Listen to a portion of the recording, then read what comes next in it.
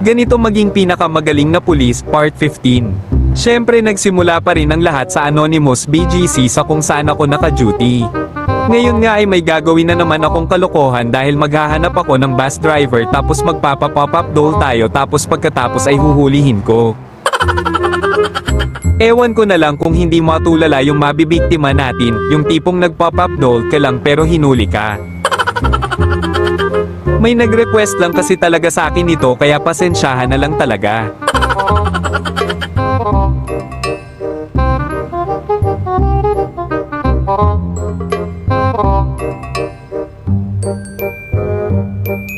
At saktong may dumaang Victory Liner kaya naman kaagad na nating pahintuin itong bus na ito.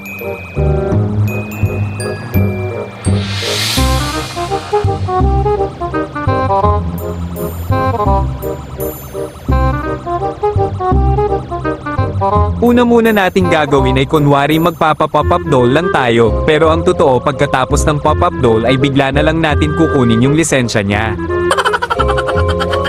Nagloloko pa ata itong pagbukas ng pinto dahil bigla na lang umuupo yung karakter.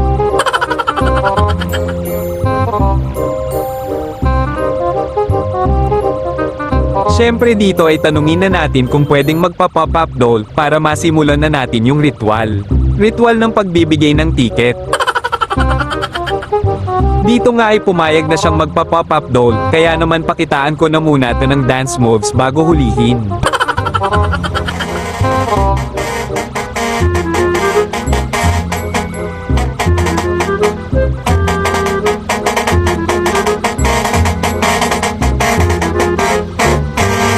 Pag ganyan-ganyan lang yan pero ang totoo may gagawin na yang masama.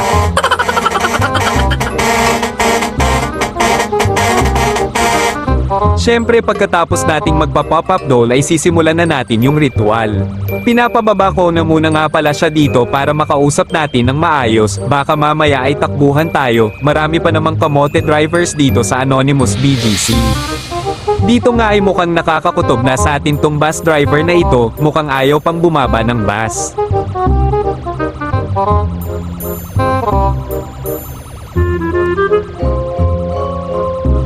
Siyempre pagbaba ay hindi na tayo magpapaligoy-ligoy pa at hingiin na natin kaagad yung lisensya niya. Sa sobrang kabado niya, hindi ko na maintindihan yung sinasabi niya. Dito ay kunwari nagagalit na ako para ibigay na kaagad niya yung lisensya niya, ang tagal kasi baka abutin pa kami ng siyam-siyam. Mukhang alam na niya yung gagawin natin kaya ayaw niyang ibigay yung lisensya niya. Kaya naman sinabi ko na lang sa kanya na check ko lang para maibigay na niya. Mukhang nakakakutob na kasi talaga siya, kaya ayaw niyang ibigay. Talagang matigas itong bus driver na ito, ayaw niya talagang i-surrender yung lisensya niya.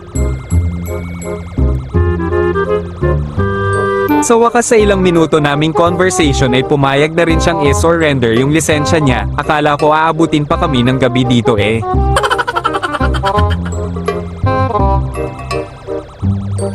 Dito nga ay nakuha na natin yung lisensya niya pero dahil hindi ko alam kung anong violation ang ibibigay ko sa kanya ay hahanap na lang ako ng paraan. Sa ngayon kasi ay wala pa kaming batas na nagsasaad na pwedeng hulihin yung may mga pop-up doll. Check ko nga dito yung Victory Liner niya at baka mamaya ay may makita tayong pwedeng violation sa kanya. Pasensya na talaga, trabaho lang walang personalin.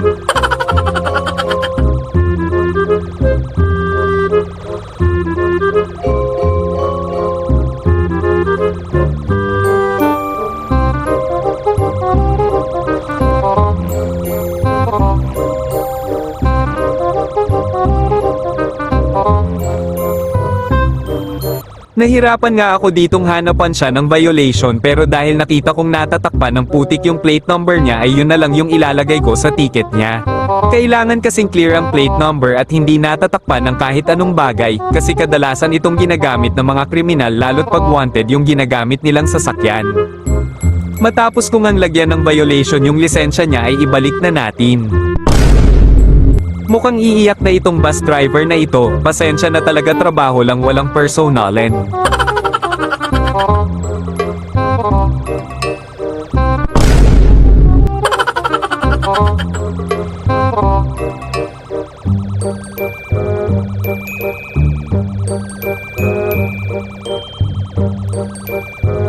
Dahil masyado ng maraming sinasabi itong bus driver na ito ay inabot ko na kaagad dito yung lisensya niya para makabalik na ako sa pagro-ronda. Ang masasabi ko na lang talaga ay pasensya na, trabaho lang walang personalin.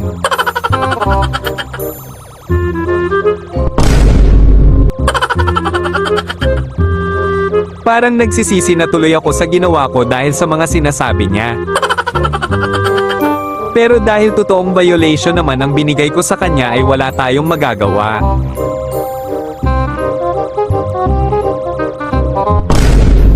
Lakas ata ng tama nito, hindi ko nga siya hiningian kahit isang butil ng bigas eh. Gusto ata niyang dagdagan ko yung violation niya.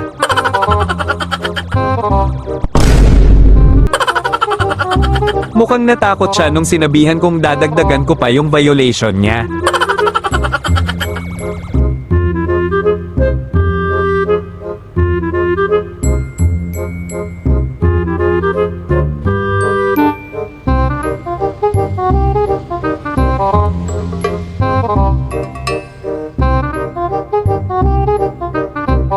Yung tipong nagpop-up doll ka lang nabigyan ka pa ng ticket. Siguro naiyak na yon kung ikaw ba naman eh. At dahil nakagawa na naman tayo ng kalokohan ngayong araw ay hanggang dito na lang ang video nating ito, kaya naman kung nagustuhan mo ang roleplay contents namin ay mag-follow and like ka na para lagi kang updated, kita-kits na lang ulit.